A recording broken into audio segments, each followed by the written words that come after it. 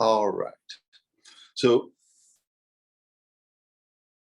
in this section of the course, I'm going to be talking about different clinical or different health related scenarios that we might encounter that we're likely or almost certain to encounter in the course of being serious students and transitioning into practitioners of herbal medicine. So one of those things, which I'm sure all of you have probably experienced at some point in your life so far, are influenza-like illnesses.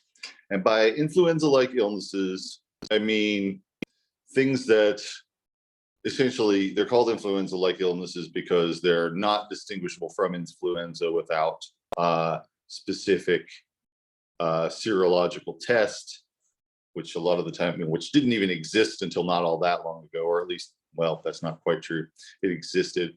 It was not something that was widely available until a generation or so ago.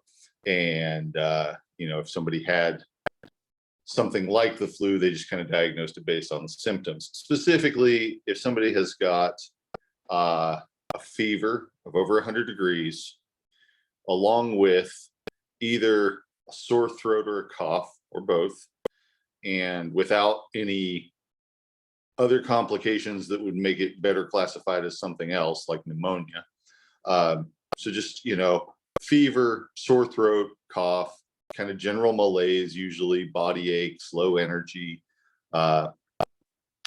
fever dreams, paresthesia, which is kind of like when you move your hand, but it still feels like your hand's in the same place it was when you started, or, just kind of weird shooting feelings in your body, just kind of like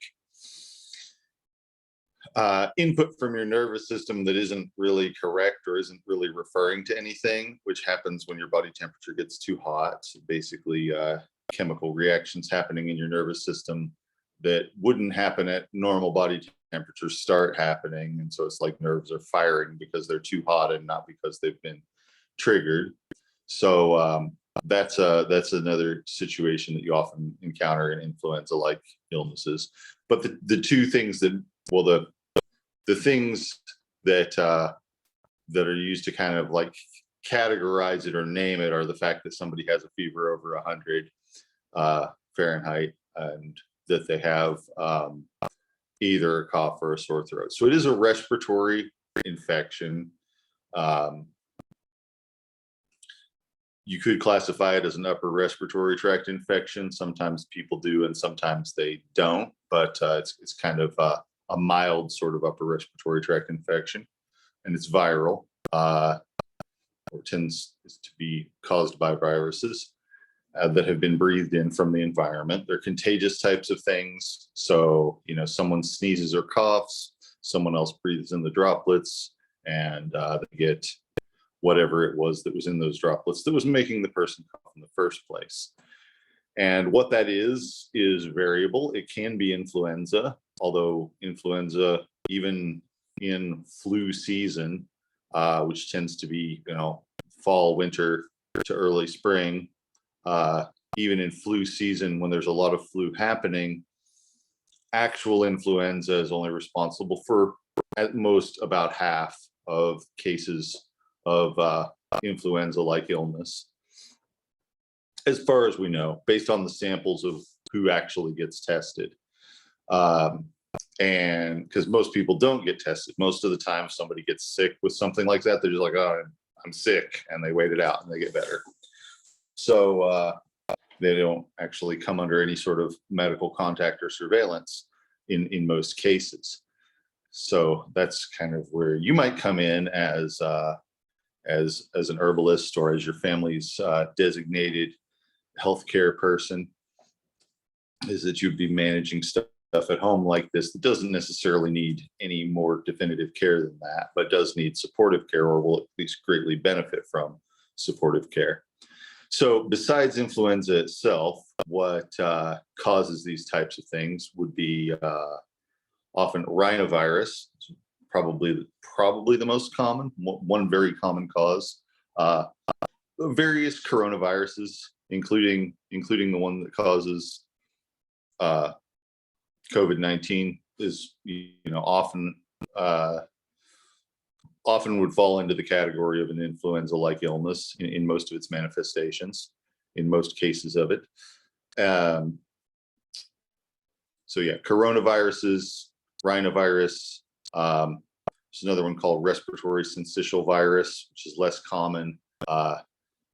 And then, influenza, of which there are multiple different types.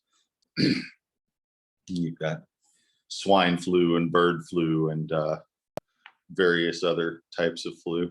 And most of the time, these are just, mild illnesses, but they do kill a lot of people because they're very contagious. And in the small percentage of, in the fraction of a percent of cases where they do cause serious complications, especially in babies, old people, and immunologically vulnerable people, whether it's because they just don't have much of an immune system, whether they're on medicines that make them not have much of an immune system, or whether they have a condition like HIV or leukemia that might affect their ability to fight things off. That those people are vulnerable to them. Of course, most of the time in most healthy people, it's not a big issue. Although, in a very small fraction of cases, it can, become bad. Usually it becomes bad when there's multiple layers of risk. For example, an elderly person who also has emphysema and who is also taking steroids to control the inflammation from their emphysema, and then they get the flu on top of that. And so they've got the already damaged respiratory system, their age, and the state of their immune system due to the drugs they're taking, all working against them. So we call that layering of risk. And so people with multiple layers of risk are usually the ones who get into trouble from influenza-like illnesses. And that's a small portion of the population, but it's not unusual for a flu season to result in 10 or 20,000 deaths, and by some estimates, maybe even a lot more, just because there are a lot of people like that out there. There are a lot of people in society who are vulnerable to things like that. And once a respiratory illness becomes common in the population, it can be really hard to avoid them, which I'm sure everybody is kind of probably sick to death of hearing about after the last 2 years, because it's been very much on everybody's mind. But still feel the need to talk about it and analyze it a little bit in the course of talking about how we as herbalists would respond to a situation like that. So to dig a little more into the mechanics of what's going on, like I said, somebody breathes in a droplet or an aerosol particle. It's just like some bits of virus and stuff that have been coughed up. They breathe that in, and then most of the time they breathe that in and nothing happens. It's like if you were scattering seeds along a road, most of them fall on the pavement and they die. A few of them might get washed into a place where they can start growing. Same thing happens with viruses that you breathe in. Your respiratory tract is a hostile place for viruses. It has multiple layers of protection to try and keep the viruses from, or bacteria or whatever, to try and keep pathogens from taking root. Probably the first line of defense is the mucous membranes themselves. They're sticky. There's a layer of sticky fluid that contains some mildly anti-infective substances that it would have to pass through before it gets to actual cells where they can reproduce. And then there are also cilia, which are cell structures that can sort of sweep out foreign particles in your throat, lining the cells of your throat. So even if it makes it through the mucus, then it gets to these little hairs on the cell that will try to expel it, that will like kind of move it along and try to expel it. And if that fails and it makes it into the cell, then there are immune responses. And if it makes it into the center of the cell, it can start reproducing inside the cell. and make more copies of the virus, and then you become sick, unless that cell gets destroyed or isolated by the immune system's response before those viruses make it out into the rest of your system. So most of the time, if somebody has a cold and they cough or sneeze near you and you breathe in the particles in the air, most of the time you're not going to get sick. So you're going to run the risk of getting sick. But it's like, you roll the dice and maybe it comes up on the losing number or whatever, or maybe it doesn't. So you run the risk of getting sick when that happens, but most of the time you don't. So the trouble is when someone does, when the virus has managed to get into the cells in large enough numbers and start reproducing in enough cells that the immune response to them becomes something you can feel. Because most of the time, that's what you're feeling with influenza-like illnesses. You're not so much feeling the destruction of tissue by the viruses, which would happen if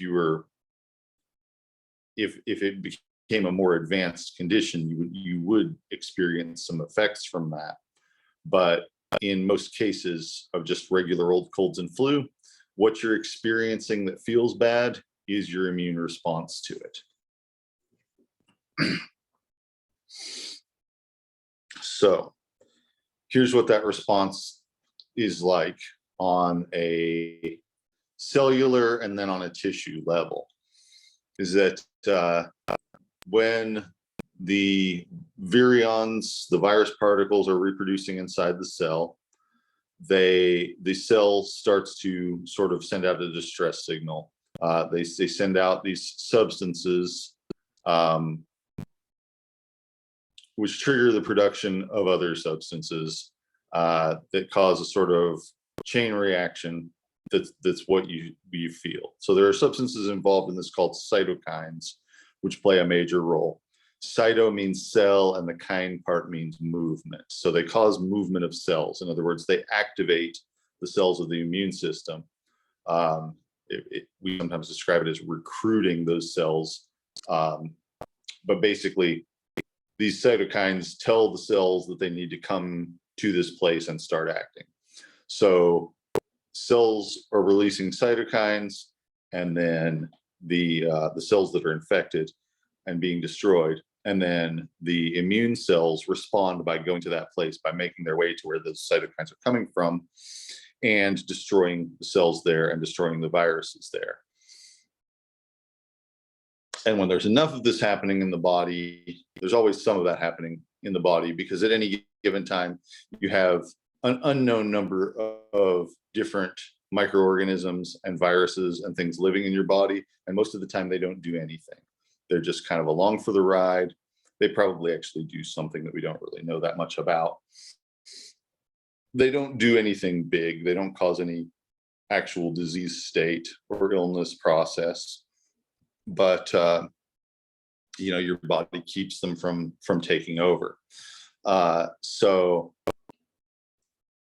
in the case of upper respiratory infection, influenza-like illness scenario, you have these cells responding, and also on a larger level, on a tissue level, the metabolism in your body increases and creates a higher temperature. And so that's a fever. And then the cells that produce mucus in your mucous membranes tend to produce more of it. And that can manifest as coughing, sneezing, runny nose, everything like that. So also sore throat, which often results from mucus dripping from the sinuses into the throat, and coughing as a result of that, and that causes the soreness. So all of that comes from production of mucus that results from this immune response. So the fever, the sore throat, the cough, it's all your body's defenses. So that's really what you're feeling in that situation, is not the damage that the virus is causing, you're feeling the disruption that your own immune system is causing.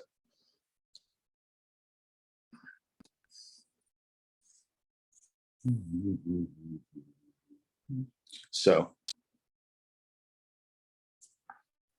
that's probably about as deeply as I want to get into it physiologically, but except to say that there are a whole lot of different substances involved, and the chemical processes and metabolic processes leading up to this are complex. But the important thing to understand is that the discomfort and disruption that you feel is actually serving a purpose. It's actually part of the healing process, part of the process of your body fighting off the infection. You know, your body's trying to keep it from progressing to pneumonia, which is going to happen if there's a lot of inflammation in the lungs, and if there is also a lot of cellular destruction. That cellular debris is going to contribute to something like pneumonia, accumulation of fluid in the lungs, things like that. So it's not entirely negative. Now, it may be unnecessary. It may be that, you know, that it's more than what your body actually needs. But sometimes when people have this scenario happening, the first thing they'll think of is they need to bring the fever down. And that's not necessarily completely wrong, but it's also not completely necessary either. You don't really have to bring the fever down, especially when it's at that kind of level, in order to, I mean, that the fever is actually doing work. The fever is your body doing work. The cough is your body doing work. The sore throat is kind of the result of that as well. So all of that is disruption you're feeling because your body's fighting off the virus. And it's, you know, it's kind of like any other fight. It can be disruptive to the area around it, you know. So what do we do when somebody that we're taking care of has a situation like this?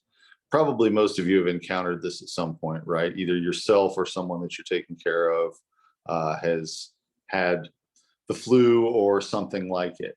And it's a very common life experience, just like the headaches we talked about last time. It's a very normal part of life, a very common thing to encounter. I've definitely talked to some people who have grown to adulthood without ever having had a febrile illness or anything like that, but it's certainly not the usual situation. So one old saying that we have from where I'm from in Eastern Kentucky is that if you get the flu, it'll take you 2 weeks to get over it, but if you go to the doctor, it'll only take 14 days, something like that. Maybe it's the other way around. But the point is that, you know, it's mostly a matter of waiting it out. It's mostly a matter of waiting for it, for your body to get better, to rest, take in plenty of fluids, eat when you have an appetite for it, but you don't really have to force yourself to eat or anything. There are a lot of ideas that you should starve a fever or that you should feed a fever or something like that. Either one can be okay, because in most cases the outcome is going to be the same, which is that in a few days you're going to feel better. So you're going to not only feel better, but feel back to normal. And with influenza-like illnesses, that's typically anywhere from 5 to 15 days. Some of us are really in a situation in life where, you know, I think that if I were, it's hard for me to imagine what would happen to my life if I had to like rest for 5 days. I don't even know what that would be like. So I really try to avoid that situation.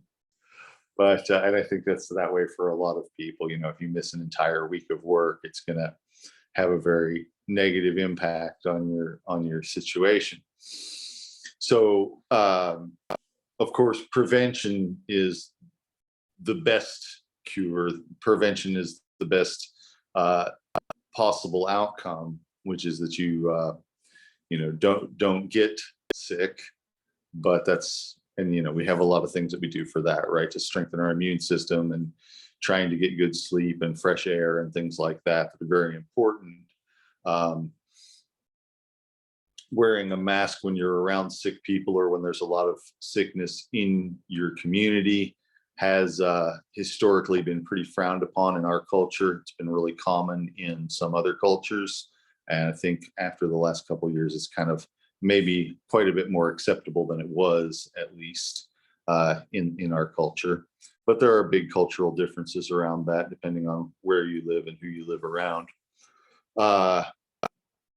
But it definitely can make a difference. It can make a measurable difference with most airborne stuff as to whether how likely you are to get a big enough dose of it that it makes you sick. But if you don't manage to avoid it, and hand washing is really important too. If you don't manage to avoid it, then what is there to do about it? And so there are a few areas of strategy that are likely to make people more comfortable, shorten the severity of the illness, and shorten the duration of the illness. So when you talk about some of those things, and also to decrease the likelihood that the illness will progress into something worse, which, like I said, is mostly an issue in people who have a layering of risks beyond just exposure to the illness itself. So, first of all, making the person more comfortable. And this is kind of because, like I said, the illness itself is doing some work. And there has always been this tradition of trying to fix the symptoms without necessarily looking at the work that the illness is doing, the work that the illness process or the body's immune response is doing.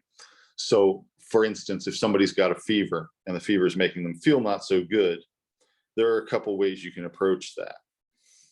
And the symptom suppressing way would be to take something that reduces fever, like willow bark or Tylenol or something like that. And that can be okay. That's not necessarily like an immoral choice or anything like that. But depending on how intense it is, it might actually make the body less able to fight it off, or make the body fight it off more slowly, because it's taking away one of the tools that the body is using to fight off the virus. So, view that as a trade-off. There are definitely things that I do in my own practice to try and reduce fevers. A lot of the time, if somebody is running a fever, I won't do it if it's a very mild fever. And if it's getting up to, say, 101, 102, something like that, then maybe I'll try and bring it down a degree or two so that the person will be much more comfortable. With children in particular, I am much more concerned about how responsive they are and how they feel than I am about what their actual temperature is. So, when my kids were little, they didn't get fevers very often, but when they did, I usually didn't even take their temperature. I just kind of, would feel their forehead or whatever and see that they're hot, but also pay more attention to, are they limp and listless, or are they acting like their normal selves, except, they're flushed and have a fever? And both things are pretty normal to see. But if they're feeling and acting like their normal selves, I'm more inclined to just not do anything about that. And if they're feeling listless and not very responsive and stuff, then I'm more likely to try and do something about it, even though those two things might happen at the same temperature, depending on the child and depending on just how that particular bout of illness takes them. And these things are also different at different points in life. So babies are a lot more likely. Babies aren't very kinetic in the first place. They don't move around as much. they're a lot more likely to just kind of be wiped out by a fever. And they're also, their fevers can go up and down faster because they're very little people. It doesn't take a lot of heat to heat a smaller body. And then in kind of the middle childhood, a lot of the time you'll see children, even though they have a fever, going about as though they don't, and wanting to do all the usual stuff that they do. And you might have to tell them, you need to maybe just rest and have some fluids and things like that. And then as they get on towards adolescence and their endocrine system starts to change, then sometimes fevers will hit them quite a bit harder again. So, and that's not always how it goes, but often you'll see that pattern, or that it's very typical to see a baby or a 12-year-old be completely wiped out by a fever, and it's very common to see a 4 to 6-year-old who is doesn't even necessarily notice that they have a fever, even though they might be all sweaty and flushed looking and things like that. So how they feel has a bigger influence to me than their specific temperature on whether I'm likely to give them something to try and reduce a fever, because really I'm trying to make them more comfortable and not do anything else. We used to think that if fevers got above 105, it was kind of the conventional wisdom that if a fever got that high, which, I mean, a fever won't get that high hardly ever if nothing is going wrong other than an influenza-like illness. But that's a little beside the point that I'm making. When somebody has a high fever, people used to think that it was dangerous for the fevers to get that high, that it would cause brain damage. But more recent evidence suggests that that's not really the case, and that some of that supposition was based on what happens when people get overheated from being out in the heat rather than from heat that their own body is generating. So hyperthermia versus fever. So really, mainly you just have to be thinking about the fact that that you're keeping them more comfortable, and that you're keeping them more comfortable at the expense of taking away one of the strategies their body's using to fight the infection.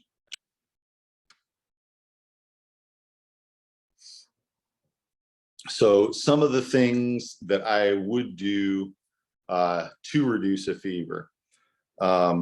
The thing that I've used the most is probably elderberry. I use elderberry in syrup form, tincture form, all kinds of other forms. EFO is making elderberry gummies last year, and we were using a lot of those when we were having a viral surge and working with a lot of people and a lot of kids who had fevers and viral illnesses. So elderberry will often cause the temperature to go up just a little bit when you first take it, and then it will come back down. And so that's, if you see that happening, that's normal. And I feel like that's maybe a little bit of a different thing than some of the other fever reducers do. Willow and violet syrup, willow bark extract or violet extract, which I usually use as violet as a syrup, although you can use it as a tincture too. And this is made from the petals of violet. Is how I would normally do that. I also make a tincture from the roots. It has a lot of the same stuff in it. Any of those will reduce a fever. Just very simply, they'll reduce fever and body aches pretty quickly, and usually without a lot of complications. So that's, a useful thing to have around. Another way of reducing a fever would be through herbs that make people sweat. And these are often really helpful to make people feel better and more comfortable during a viral illness. So yarrow is something like this. Lemon balm is also another one. You take a warm tea of them, or failing that, take a tincture of them. The warm tea is kind of better if you can get the person to swallow that much fluid. And it will make them start sweating, and the sweat takes heat with it. So that's actually the process of sweating is physically removing heat from their body. This question of, do I ever use elderflower? I do sometimes use elderflower. I usually let it turn into berries, though. I have used and do sometimes use elderflower. These last couple years I haven't been, because I've been trying to get berries from every stand that I could. Elderflower doesn't really do the thing where the temperature goes up and then comes down so much. So it is another way you can approach it, and if that's what you have, it's a useful remedy for that. But it's not the usual form that I have been using elder in lately. Let's see. So, but yeah, it is another way of doing that. It works more like the willow than it does like the elderberries in terms of, not in terms of what substances it contains, but just in terms of what the person's reaction looks like. But yeah, herbs that cause sweating are another way of just drawing heat out of the body. It's actually physically removing heat in a way that the other things that I mentioned aren't doing. They're not actually, they are reducing the body's production of heat. With the yarrow and the the yarrow and the lemon balm, and feverfew is another one. Feverfew is in the chrysanthemum section of the sunflower family. All of these, among other things, they increase sweating and physically remove heat from the body, from within the body.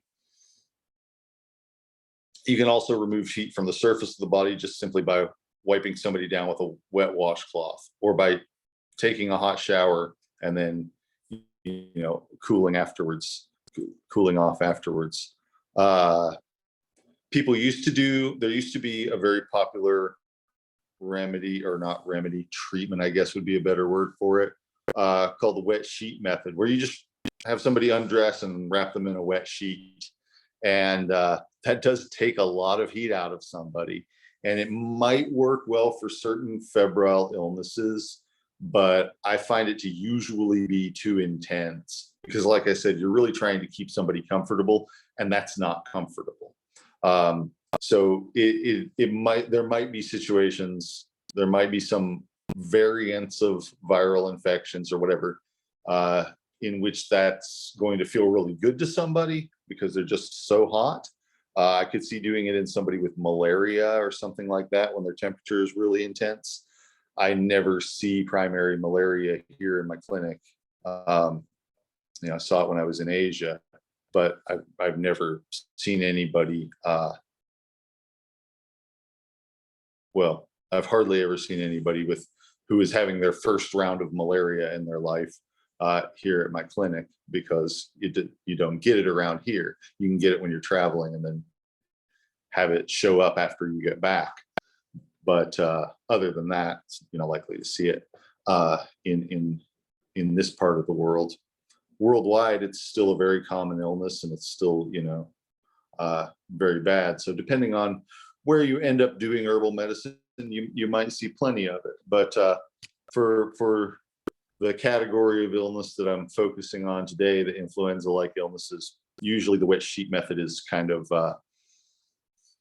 it's a heroic measure, but it's not really what's called for in these situations, because really you're just trying to keep the person comfortable. So, but wiping down with a wet washcloth or taking a hot shower, that might feel good, and that might be cooling. Cold shower would also be cooling, but probably not comfortable. But if somebody takes a hot shower and they get out of it and the steam's coming off of them and everything, then they're going to get cool, and that's a lot more comfortable for most people than taking a cold shower. And if you have a cold shower during a fever, it can feel very uncomfortable, more so than it normally would, because you're starting temperature is different.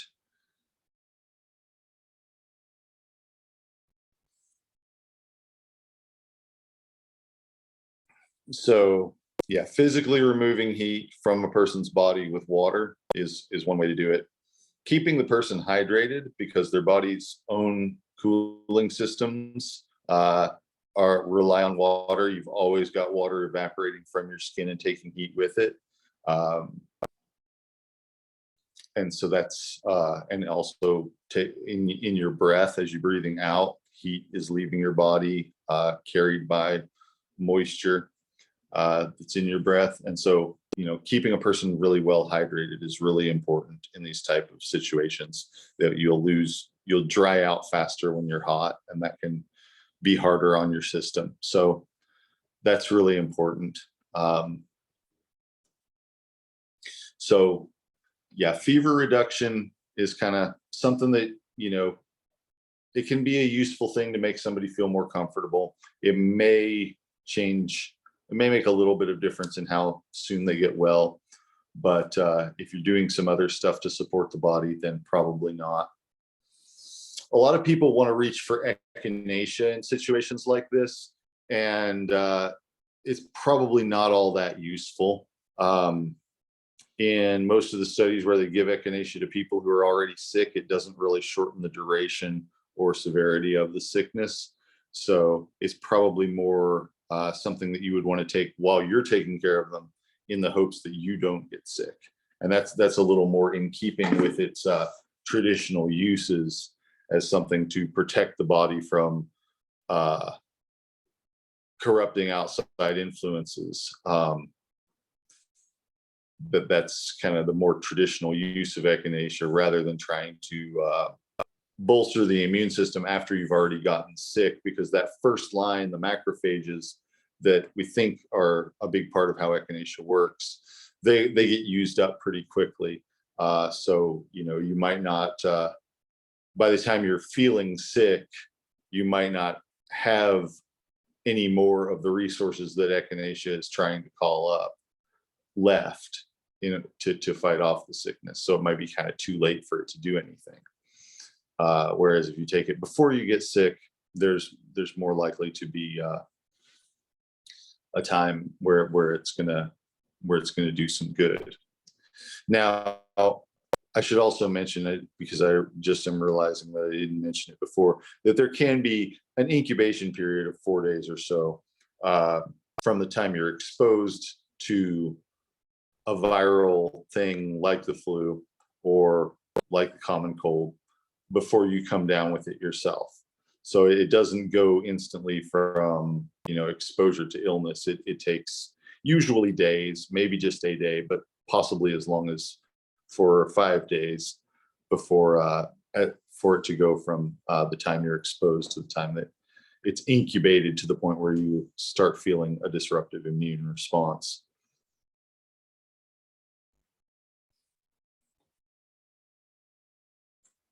Just a second.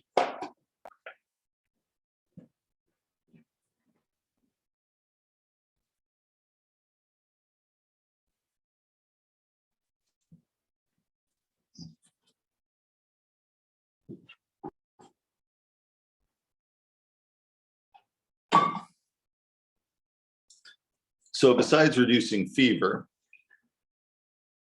another form of symptomatic relief might be, if there's coughing, doing something about the coughing. And there are lots of different herbs for that, some of which we've talked about in the past already. I've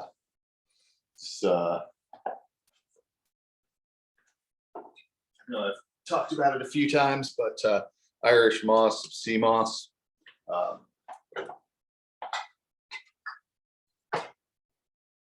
carrageen, as we call it in Irish, is one of my favorite herbs for that. It's a really nice demulcent.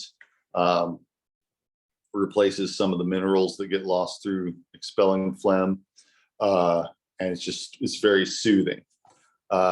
So that's one that I really like for that. Marshmallow root's good too. The aromatic type stuff like thyme is really useful too. I use thyme leaf tea a lot as a remedy, as a support for the respiratory system, to try and, especially if I'm worried about somebody's cold or flu developing into pneumonia, I'm definitely going to recommend that they use thyme to try and help with that. Bee balm and mountain mint, which we've seen on not this most recent herb walk, but the one before that, for those of you who saw that video. Those are some good herbs that are helpful for that also. And mint, like we talked about recently, is also useful in that situation. So all of these are good for helping keep the respiratory system open, helping break up phlegm, helping soothe things. If somebody's got a sore throat, there are two herbs that I really like for sore throat, which are marshmallow root and, well, slippery elm bark, even more so than marshmallow root. And although marshmallow is good too. And stone root. Stone root is a member of the mint family, and the root is really hard and when it's dry, and when it's chopped up and made into a tincture, it's a really great thing for sore throats. So those are some really good things. There's a packaged product called throat coat tea from Traditional Medicinals. I always have that around the house. It's a blend of a bunch of things, including slippery elm bark. But it's really useful for soothing sore throats.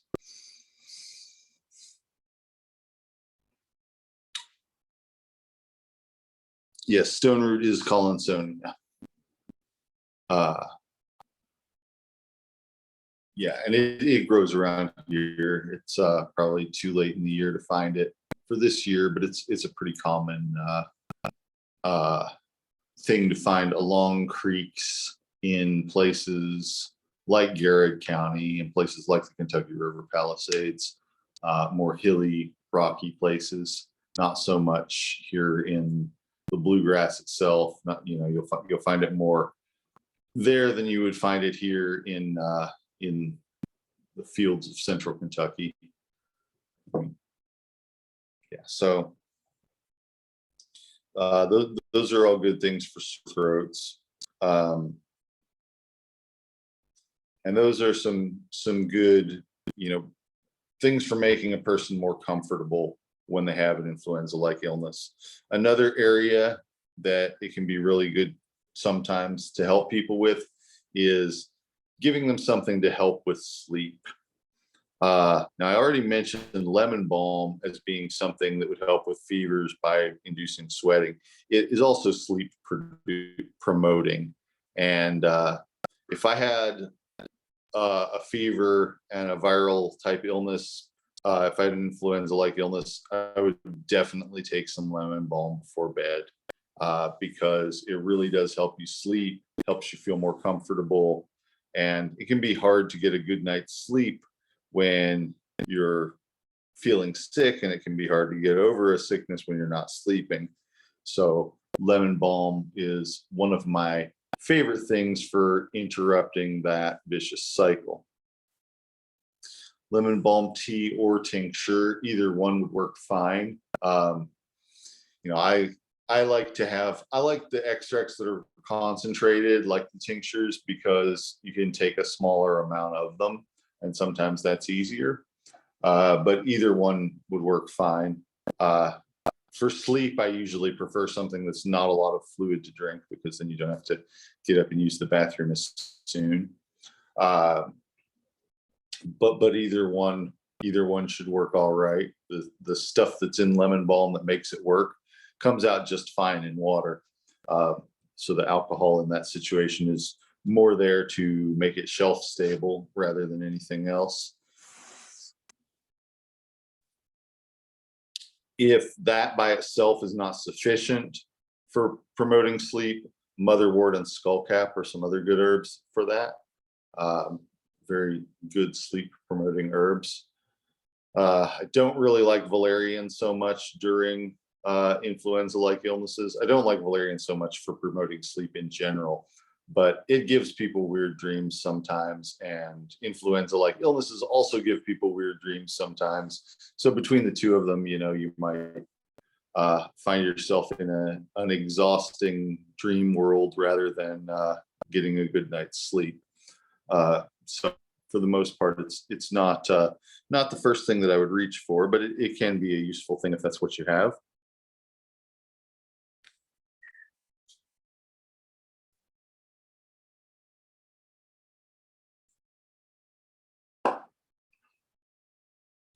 Chamomile can be good also. Chamomile is it helps people with sleep, and it's also somewhat appetite promoting. So a lot of the time people will sleep and then will have more of an appetite when they wake up. And that can be good for people who are frail, who might lose their appetite when they get sick or when they feel bad, which is a very common thing to see in older folks. And you want to not, because fevers burn a lot of calories. You burn a lot more calories just by existing with a fever than you do without one. So, even though you're probably not being all that physically active, making the body temperature a couple degrees hotter expends a lot of energy. And, it can feel really exhausting. And if somebody has a fever for a long time, they can actually kind of look a little bit wasted, a little bit, decreased in size and things like that. So keeping somebody's appetite up, especially if it's something that's going on for more than a few days, is an important thing.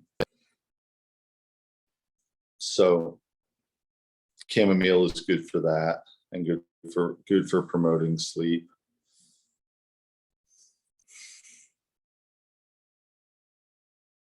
After somebody has had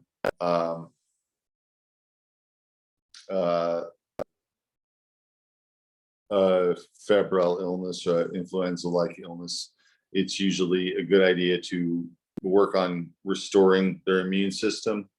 And one herb that I like to use before and during these types of things is Usnea. And I'm going to talk a little more about Usnea, but it's a lichen, and it's kind of, I consider it to be antiviral. Exactly how antiviral it is in the human body rather than in petri dish is kind of hard to measure, or has that has not really been, that work has not really been done. But it contains some substances that appear to be antiviral, and also some substances that are immune supporting. So it's a good thing for that. Mushrooms, whether it's shiitake mushrooms, reishi mushrooms, maitake, all of these are really good for restoring the immune system after an illness, helping it to replenish itself. And astragalus is another thing that can be useful for supporting the immune system.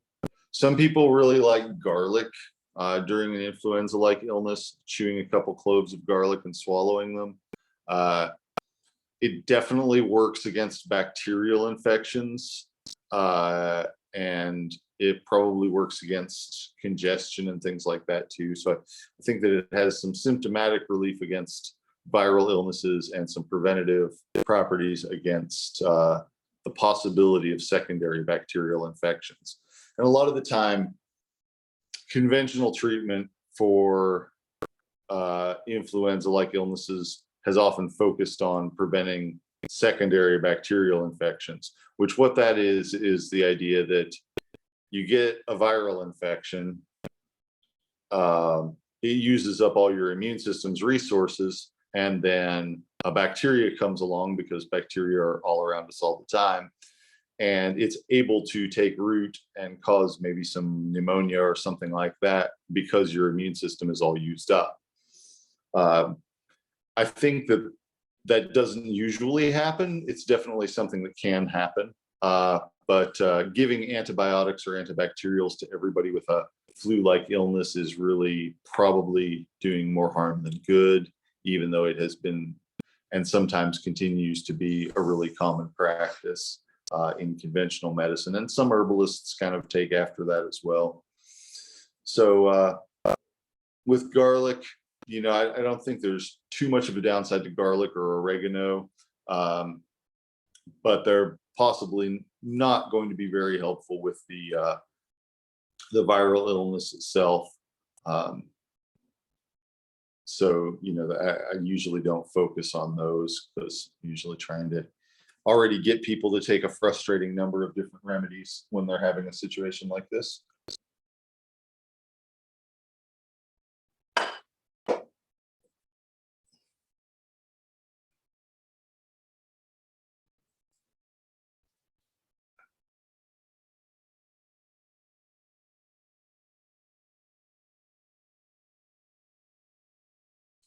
With the chokeberries, there's a question about black chokeberries, aronia. I eat them more than I use them as medicine, but I have made tincture of them before. I don't think that they have a very significant amount of blood thinning properties. A lot of plants, including say apples, do contain salicylates that might theoretically have some blood thinning properties, but usually there's not actually enough of that to matter.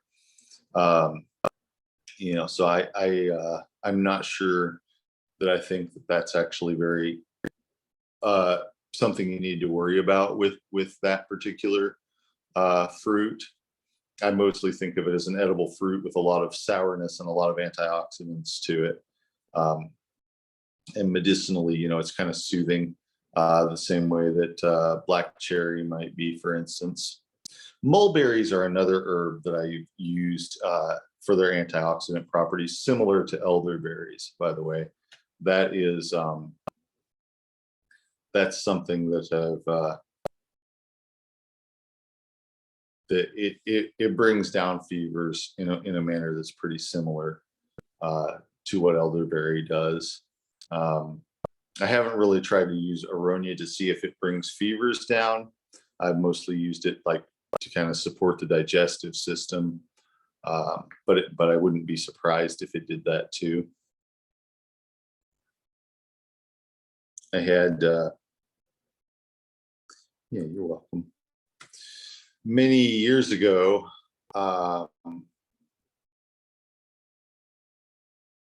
had a situation where I was working with a group of people, and I was doing medical support for this group of people, and there was a woman who was pregnant. She was very, very late in pregnancy, and had gotten the flu or something a lot like it, and was feeling very miserable from the fever. And they were using mulberry was in the culture in this area, which was in Western Kurdistan. Mulberry was something that they used a lot for fevers, and she had been taking mulberry, but it wasn't bringing the fever down. And so I had given her some extract of birch buds that I had made and had with me, and that actually helped bring the fever down. And so that was kind of an interesting scenario, because we were like these people were all very much off grid and without any modern conveniences, and you know, very austere type of environment. So getting to do supportive care and also use some herbal remedies in that type of situation was a pretty different experience. And you know, she ended up having a healthy baby and everything like that. You know, she was concerned that the fever was going to cause problems, but it didn't.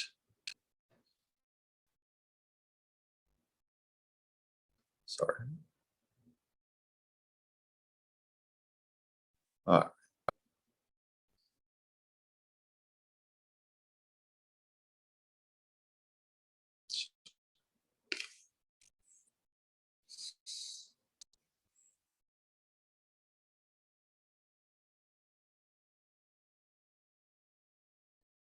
So yeah, mulberry is a good thing for bringing fevers down. Salicylate containing herbs like willow, violet, birch, poplar, they can all be helpful, but it is mostly a symptomatic thing and not necessarily something that that's, you shouldn't really regard it as a matter of life and death, which people used to do, but it's not so much. Um, yeah, supporting the respiratory system can be really important. Helping the person get sleep and be able to eat when they need to is also really important. In some people, there will be sometimes people have diarrhea or vomiting along with these types of things, and a lot of the time that is just the body trying to get rid of excess heat. Sometimes it's actually viral infection in the digestive system, which is a separate thing, but sometimes it's just a matter of the body trying to get rid of hot liquid as a way of cooling itself down. So when that happens, it's often a good time for the person to take in some cool fluids, maybe take some things that would make them sweat or otherwise cool them down. So that's something to be aware of. It's a possible strategy or a possible thing that the body might be trying to do.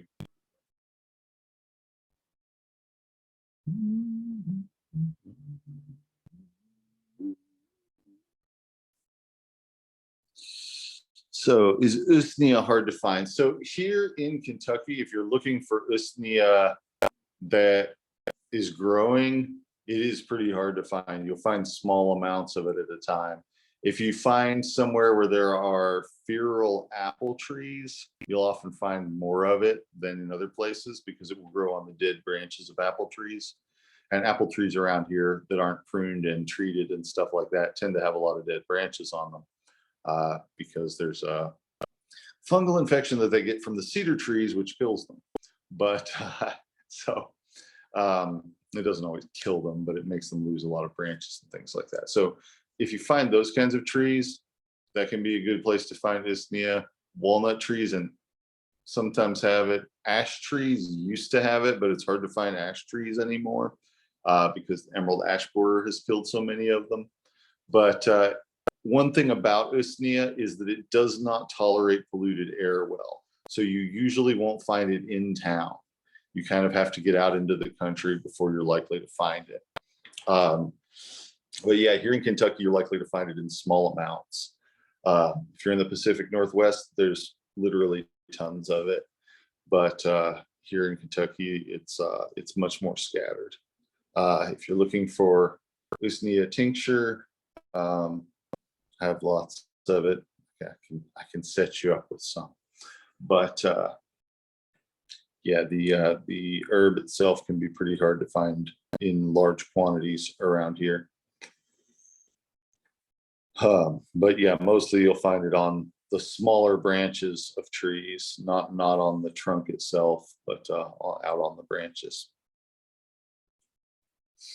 So let's see.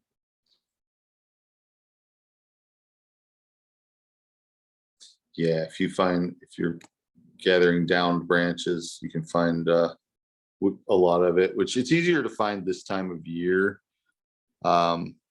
because trees are losing their leaves and stuff, and sometimes you can see more easily where things are.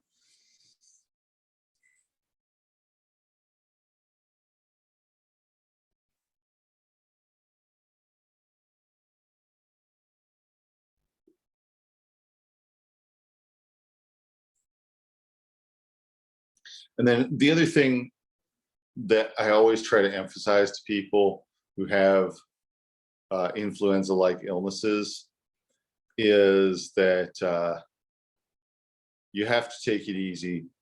If you take it easy, you'll be back to normal more so than if you try to be tough. If you try to say like, oh, I'm fine, I can go to work today, I can do whatever that I usually do, then it will actually linger for more time than if you just kind of make yourself take the time off. And of course, I realize that in the real world that sometimes taking time off isn't just something that you get a chance to do if you've got children or animals that you take care of, or even sometimes if you have a job that is going to fall apart without you or whatever, sometimes you might have to make yourself do some things to keep things going. But insofar as possible, it's good to rest a little more than you feel like you need to, rather than a little less than you feel like you need to, or than to push yourself to get back at it as soon as possible. And that will usually result in less lingering stuff, because sometimes it's very normal for after a viral illness for somebody to feel like they're not all the way back to normal, like maybe their energy, their stamina is not what it was. And in younger people, this is often a minor thing. In older people, it can be more significant. I've definitely talked to older people who had the flu or even just a cold, and were still feeling it, months later, that their stamina is not back to what it was. And so there are herbs that help with that too, which are adaptogenic herbs like ginseng, for instance, that help with stamina and that help with getting the strength to return to the body. But rest is really important too. And sometimes people feel like it's a moral failing to spend a day in bed or something like that, but sometimes it's really the better thing for your body if you're able to rest as much as possible, that you won't have as much of these lingering effects from something like this. Another category of people who often really feel different after an influenza-like illness are people with autoimmune conditions. If somebody has something like lupus or fibromyalgia, rheumatoid arthritis, they're much more likely to continue to feel worse after the viral illness is gone, just because their immune system kind of got kicked into high gear by it. And those cytokines, the same substances that trigger the response that we feel as the illness, can also trigger flare-ups of destructive autoimmunity, where immune cells are destroying connective tissue in whatever part of the body, whether it's the muscles in fibromyalgia, or the skin in various other places in lupus, or the joints in rheumatoid arthritis. So in those people, anti-inflammatories during and after the illness can be really helpful. Ginger, curcuma, some very basic, uncomplicated ones that can sometimes help to blunt that effect, or in some cases even avoid that outcome altogether.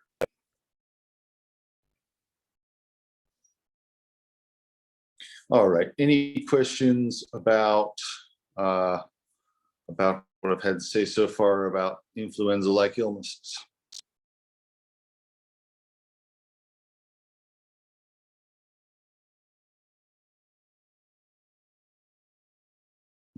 All right.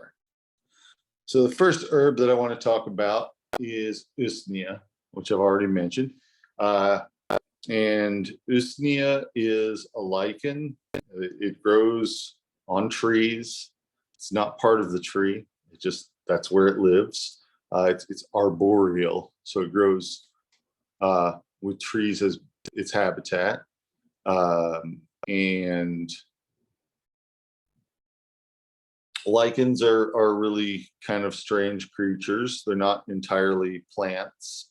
They're not really plants at all, in the modern sense of the term. They are lichens, which means that they have some tissue that is fungus, and they have some tissue that is algae. And those tissues together form organs that are neither entirely algae nor entirely fungus. They're their own thing.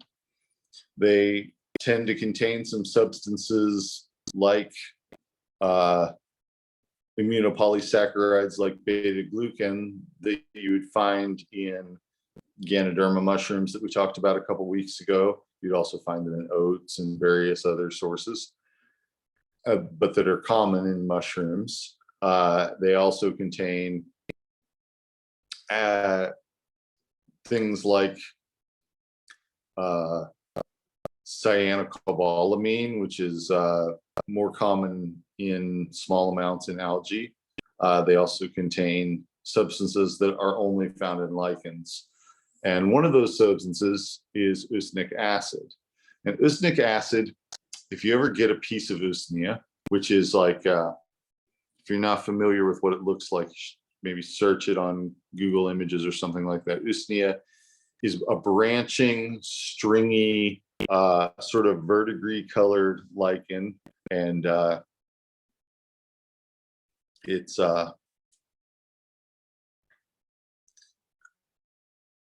has a very acrid and bitter taste to it that is mostly from the usnic acid.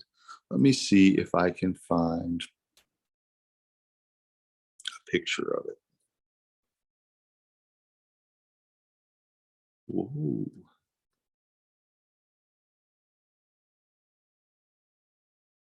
Mm, mm, mm, mm, mm.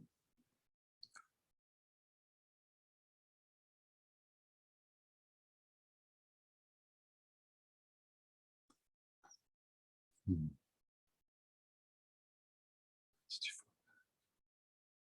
No, really not.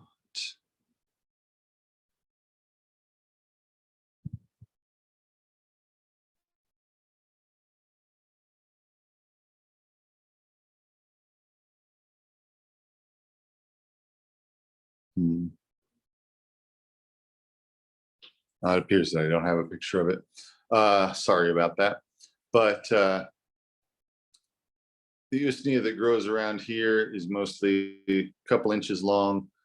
In some places like the Pacific Northwest, it can get feet long. There are many different species, but they all sort of blend into each other because it's really kind of hard to make a cogently defined species when you're working with an organism that belongs in two entirely different sections of the family tree of life at the same time.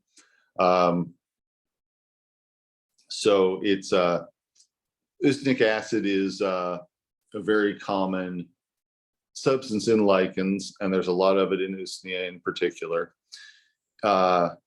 In vitro studies have shown that usnic acid has antiviral properties. It inhibits the replication of viruses in cells.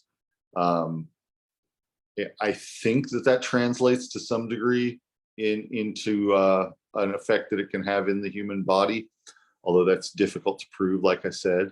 But I've used it for years for influenza-like illnesses, and it often makes a big difference. It makes a noticeable symptom-based improvement, as reported by the people who are sick right away or within half an hour of taking it or so.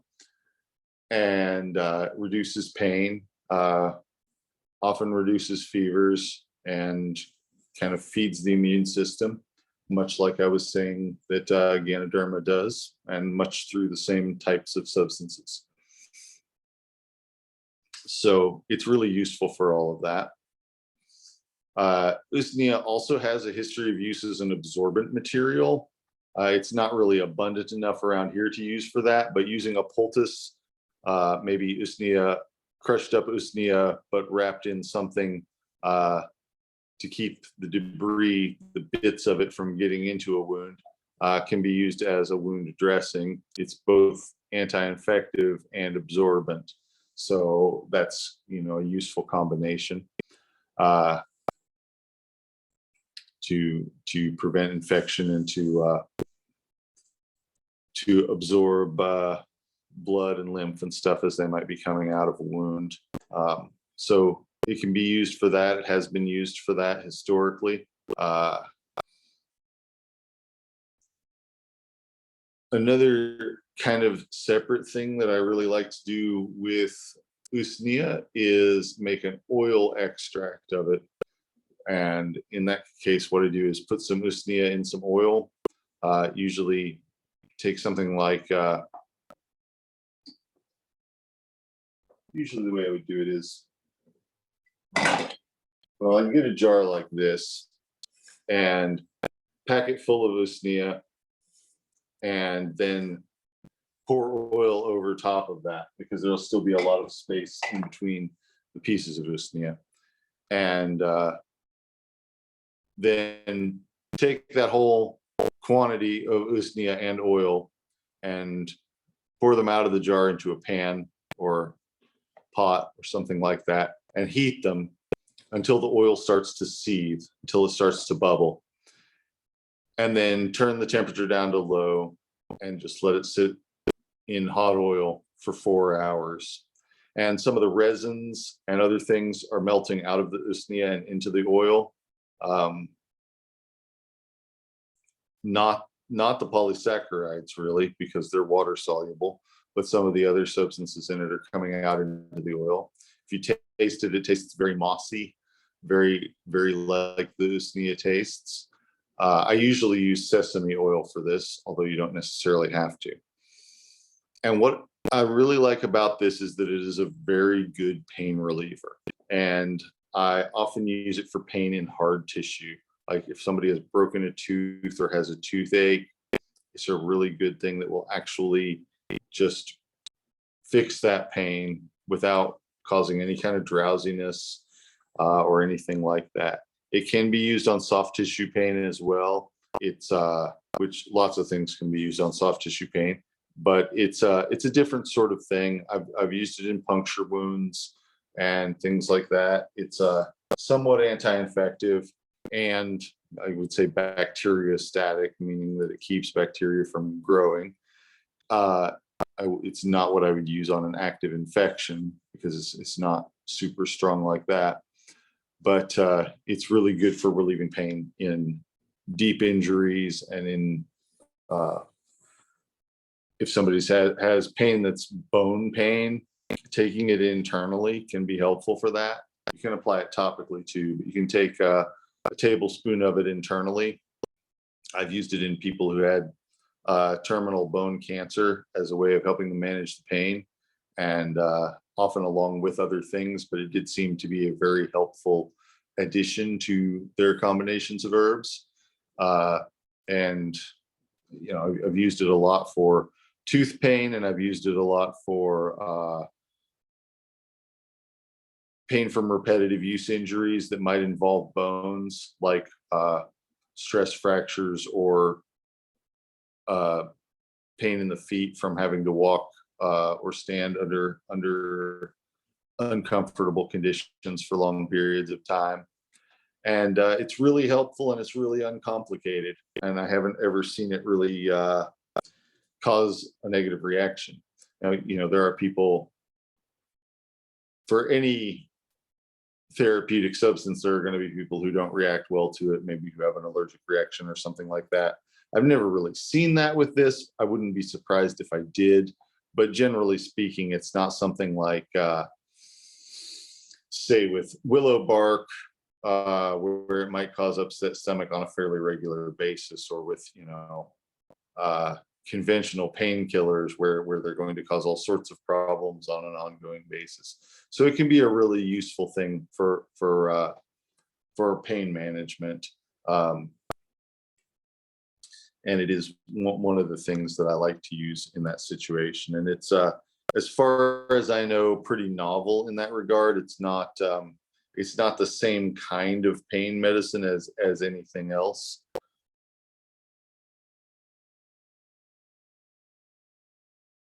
That's good to know. Yeah.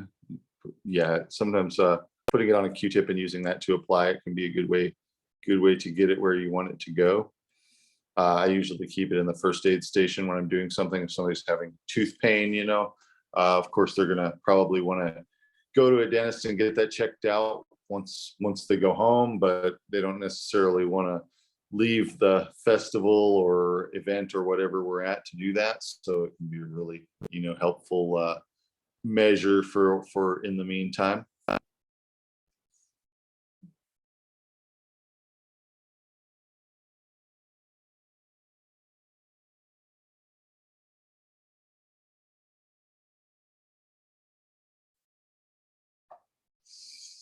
Let's see.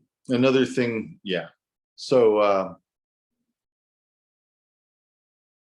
yeah, those are the basic categories of use for Usnea, either as a wound dressing, as immune support, um, and as well, in addition to being immune support, I should say it's also anti-infective. I mean, it's really probably working against the viruses directly. It definitely has antibacterial effects that are pretty easy to measure. And like most medicinal fungi, it does have some antifungal stuff that keeps it, that fungi usually contain antifungals that work against other fungi besides themselves as sort of a defense mechanism. And so it has things like that too. So, Usnea oil for things like ringworm or athlete's foot, or candida that's mostly external can be really helpful too. It's I use a lot of different medicinal lichens, so that's not necessarily the most antifungal lichen, but it is one of them, and it is an effect that Usnea has that's good to know about. Yeah, and it's pain relieving when it's used as the oil extract. It's also mildly diuretic, and anti-infective. So people do use it for urinary tract irritation and infection, uh, and things like that. I have used it in combination with some other lichens for sexually transmitted genitourinary infections, and it seems to work pretty well in that case if that's what you have to work with. So it's a very versatile herb, and it's one that I've done a lot in the course of my career to sort of spread awareness of this herb, because it didn't used to be all that commonly used. It's still not all that commonly used, but it was an herb that a lot of herbalists hadn't heard of 20 some years ago. It was not part of, it was not an herb that I learned about through my family, and it was not an herb that I learned about from the mountain people where I grew up. I actually learned about it when I was traveling in the Arctic, in Finland, and I was talking to people there about traditional medicines, and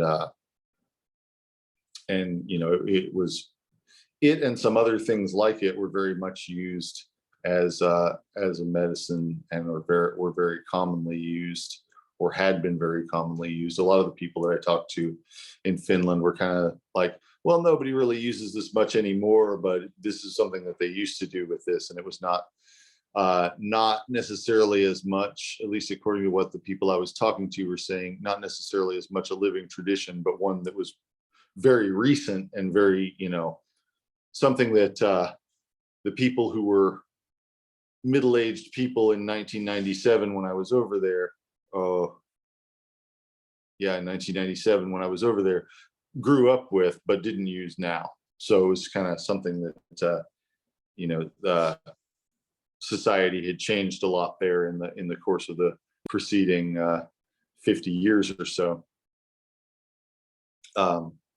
as you know, as it did in many places during the second half of the 20th century.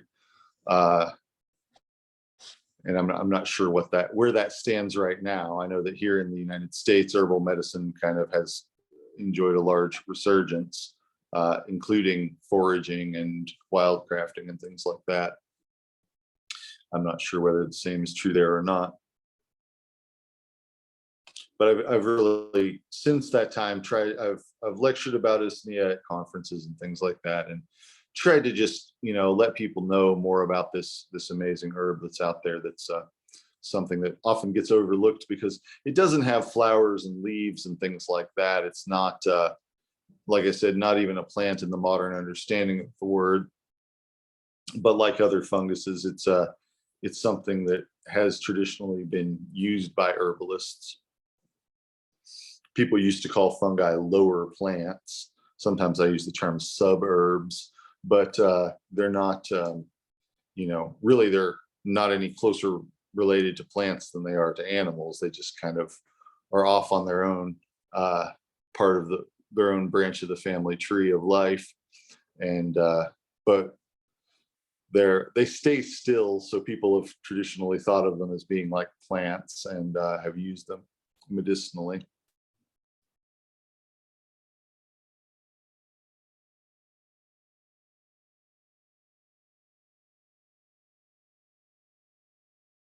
There's a question, do I use reindeer moss in my practice? Yes, I do use reindeer moss in my practice quite a lot. Mostly that is what I would use for, as far as lichen medicine for the kidneys and urinary tract. It's a very strong diuretic and helps to break up stones. Has some other interesting uses too, which we will probably get to at some point. Definitely mean to talk about it and a few more lichens over the course of the next half of this class, the next half of this course, which, by the way, we're right about halfway through the course now, just about. So congratulations to everyone who's made it this far. It's you know, a lot more to talk about, but you've all been through a very significant amount of herbal education out there, and I promise you that there are people out there calling themselves herbalists and maybe even master herbalists who have quite a bit less herbal education than what you have at this point. So, you know, congratulations on all your work in making it to this point. I will be back in just a moment.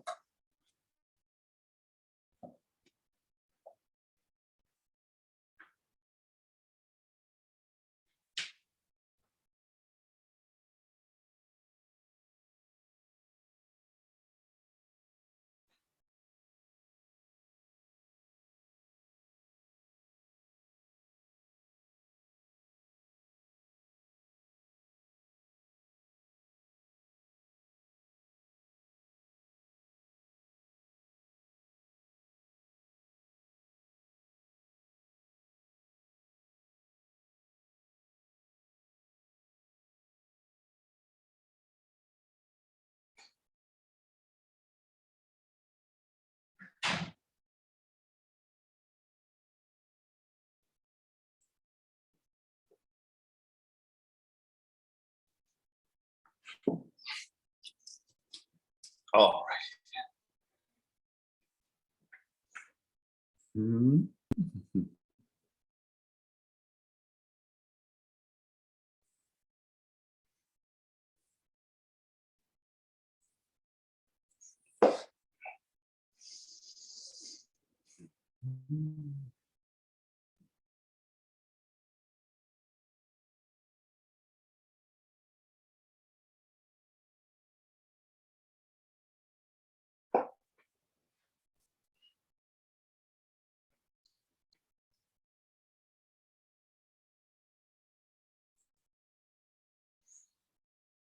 So another herb that I wanted to talk to you about is celery. And a lot of people aren't going to think of celery as being an herb, really, because, you know, we're used to it as being a vegetable. And a lot of people would even say that celery is basically just like crunchy water, right? It doesn't taste like it has a lot in it medicinally. And that's true of celery as it's grown, because it's specifically cultivated in such a way and selected for in such a way as to grow the most tasteless celery possible. I don't know if anybody's ever grown celery on your own before, but it can actually be pretty strong tasting if you grow it in your own garden. And if it's getting sunlight and things like that, it can have a sort of a bitter taste to it. If you've ever eaten a piece of celery towards the bottom of the stem, it gets kind of bitter. So it's in the same family as carrots and parsnips and poison hemlock and lots of other things. But I think of celery as being a mild cleansing tonic for the whole body. And this is something that's very much part of Irish traditional herbalism, which is sort of what I would think of as being kind of like my main lineage, where my herbal medicine mostly comes from, or at least where my concept of herbal medicine mostly comes from. But celery as a food for helping to get over illness and restore the body after illness is very much traditional. And that's just the celery stems, which, like, the more darkly colored they are, the more of the medicinal substances that they're going to have in them. And these substances work to break up congestion and move the lymph through the body, and are mildly diuretic. So they're somewhat cleansing and somewhat tonifying to the body. The seeds of celery are more strongly decongestant, and in large doses, they're also pretty calming. They contain some of the same stuff. If you remember a few weeks ago, I was talking about caraway, and caraway being an anti-anxiety type of herb. So celery seed is fairly along the same lines as that. It's digestive, it helps to expel gas, and increase saliva production, which the stems actually increase saliva production too, especially if they're more bitter tasting. And it's kind of anxiety reducing, perhaps helps with the physical effects of stress on the body by reducing anxiety. And all of that is something that we have traditionally used for helping people to regain their strength and stamina and vitality after an illness, especially after a long illness. But in some cases, it might be helpful after something like a milder illness, like an influenza-like illness as well. The root of celery, which you can actually buy at the store sometimes. You can buy that sometimes from fancier produce sections. I'll call it celeriac. The root of celery actually contains some resinous stuff that can be gotten out of it through tincturing. If you slice it up, let the slices dry, and then tincture them, you get the best medicinal product from it. And it's very good decongestant. It's very good for sinuses and the chest, for breaking up congestion. And it's kind of has a resiny taste to it. Again, it has the celery taste, like the way that the bitter part of a celery stalk tastes, but it has a lot of aromatic flavor to it. It makes your tongue sort of numb, but it really opens up your airways, and that can be a really helpful thing, not only for getting over an illness, but also just for if somebody has say a history of smoking and you're trying to rehabilitate their lungs, it can be really helpful for that. Or if somebody has an obstructive condition with their airways, and you're trying to clear up as much space for them to be able to breathe into as possible. It can be helpful for that. There are some closely related herbs like osha and lomatium that are wildcrafted and are part of sort of the Great Plains / Southwest United States tradition of medicine. And celery has a lot of the same stuff and a lot of the same flavor as those herbs. It's milder. It's quite a lot milder, but it's definitely a good tonic, and it's something that, a lot of people wouldn't even really think of as being an herb, but that's exactly what it is. It's the leafy part of a plant. The stalks that you eat with celery, that's actually not even really a stem. It's the petiole. It's the stem of the leaf. Celery leaves contain the same types of substances that I'm talking about too. But of course, if you buy celery at the store, most of the time it's not going to have the bigger leaves on it. It's going to be chopped, and just the parts of the stem that go to where the root is. But if you grow it on your own, and it's pretty easy to grow, then it will get a darker color to it, and it will get more of the flavors and things like that, more of the aromatic compounds. One of them in particular is called apigenin, and apigenin is responsible for a lot of its decongestant and anxiety reducing properties. So it may also help the body to regenerate cells. It at least does do that in a cell culture.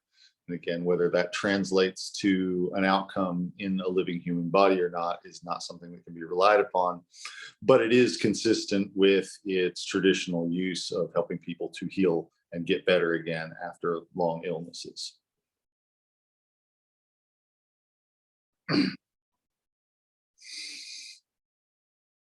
So that's an herb that you might want to try growing on your own. It's a fairly easy herb to grow. When it's grown commercially, people sort of hill it and pile dirt around the base of it so that it's mostly not in light. Sometimes they even put buckets over it and things like that. But if you're growing it for its medicinal properties rather than for it to have the mildest possible flavor, then that's not what you want to do. But if you grow it, as long as it has decent light and good water, it's pretty easy to grow. It'll tolerate crummy soil, and it's a fairly weed-like vegetable. And so, if you have somewhere that you could grow it, I would, encourage everybody to make an attempt at that. If you're interested at all in growing your own herbs, it's a good one to try. It and a few others, which I think probably later on we'll talk more about that as we get closer to it being gardening season again. Towards the other end of this course, we might talk some about, what good herbs to grow in your garden might be, and variations of that depending on how much garden you have. But I think it's a really good idea for anybody who wants to be an herbalist to at least experience what it's like to grow some plants and to have some hands-on experience with growing them. I know some of you do a lot of that sort of thing already, and some of you probably already have done some, but some of you might not have. I don't really know. And of course, you can't grow a whole lot without land. If you don't have land or a yard or something like that, if you're living in an apartment or something, then maybe there's not as much opportunity to, but you can grow a few things in some containers and you can still get some experience with growing them. And in some cases you can get, a meaningful amount of them to use for your practice. For instance, if you were going to grow cayenne, if you had a couple of pots with a couple of cayenne pepper plants in it, you can grow enough cayenne that you can use for, for your family and friends, or even for a small practice, Beyond that, in just a couple of containers, maybe in 2 5-gallon buckets. Here in the clinic, I've grown, I have some containers that are, let's see, I have this aquarium here, which in the past I've grown Lophophora cactus in, which is something that I don't use very much of at all, but it's really useful when I do use it. It's something that's used for the nervous system, for Parkinson's disease, and in some cases for PTSD. You know, you can grow a few of them, a few little succulents in something that size, and that would be probably, you know, about as much as I would ever need at any given time. These kind of apothecary jars, these 1-gallon apothecary jars that I layered aquarium, gravel, sand, and potting soil in. I've grown garlic in those, which I don't usually, I mean, I use more garlic than what I can grow in those. And of course, garlic is fresh, organic, really good garlic is easily and cheaply available. So that was more for demonstration purposes, or also just kind of to have some nice looking plants growing in the clinic. I've also grown golden seal in a slightly larger terrarium here in the clinic. And golden seal is something that I don't use all that much. Some herbalists use it a lot. I use small amounts of it infrequently because it's environmentally sensitive enough that I don't want to overuse it or promote the overuse of it. So I only use it in situations where I can't use something else to get the same results. So, you know, I've grown some of that, which I can grow enough golden seal in how big is it? 1 foot wide and 3 foot long terrarium to supply about half of what I need for my practice for the year. And that's a practice seeing, you know, probably 1,000 people over the course of a year or so. You know, seeing a lot of people, just because I use that for a small enough portion of the people who come to see me. So anyway, celery is a really good herb for gardening, for growing, and it's very versatile, very mild tonic to use with the people you care about, and especially for people who are getting over an illness. I really like it as a purifying and cleansing type of tonic remedy. And of course, it is decongestant and expectorant and diuretic, if you want to talk about the specific energetics of it. All right. So does anybody have any questions about either of those herbs or about influenza-like illnesses?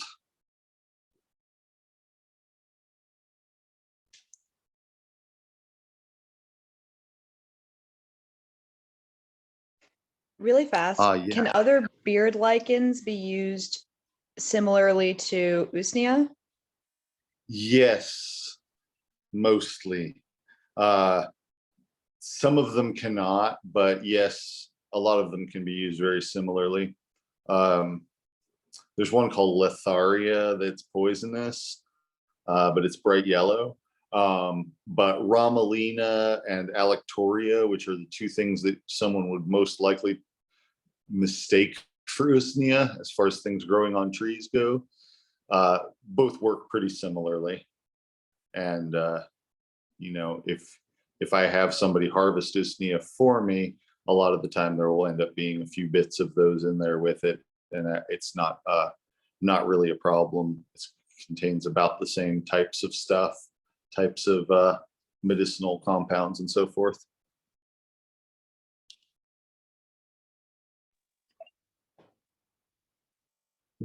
Oh, hang on just a second. Yeah, okay. So yeah, so they're not exactly interchangeable, but very similar, very similar. And Kim mentions that she has grown some celery by putting some celery from the store in water and getting it to root, which it will do pretty readily, and can then be planted outside if there's good conditions for it. So yeah, that is a good reminder that that is a possible thing that you can do with that. All right, so like I said, I'm going to be, my daughter's getting married this weekend, so I'm going to be kind of gone some later part of the week, but I'll try and get this video posted either late tonight or early tomorrow, so that it'll be there if anybody wants to rewatch it. And I think next week I'm going to try doing another fireside session, and yeah, kind of a Halloween themed fireside session. Thank you. All right. Well, thanks for coming, everybody, and I will talk to you again soon. Good night. Thank you. Congratulations. Thanks. Congratulations. Thank you. Night. Bye.